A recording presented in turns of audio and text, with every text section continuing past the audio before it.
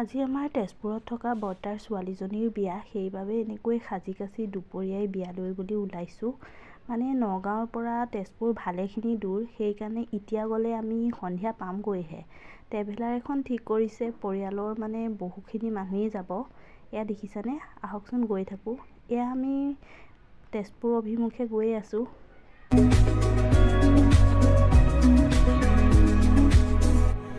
আমি আহি আছোঁ ধুনীয়াকৈ সকলোবিলাক। এতিয়া আহি আমি কলীয়াভোমোৰা দলং পাইছোঁ, চাওকচোন।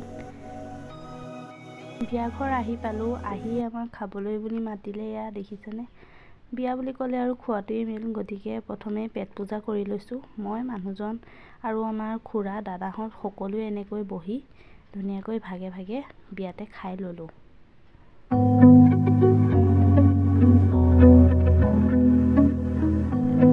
হ'ল এতিয়া পাল আহিল ফটো উঠাৰ। ইয়াত ফটো উঠিবলৈ ইমান ধুনীয়াকৈ সজাই পৰাই থৈছে, সকলো ফটো উঠাতে ব্যস্ত। দেখিছেনে, বিয়াৰ মণ্ডপটো ইমান যে ডাঙৰকৈ বনাইছে।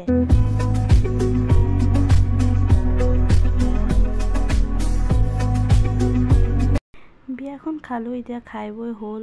বিয়াত থাকিলোঁ বহুত সময়, দৰা চৰা চাই এতিয়া আমি নগাঁও অভিমুখে আকৌ যাত্ৰা কৰিছোঁ।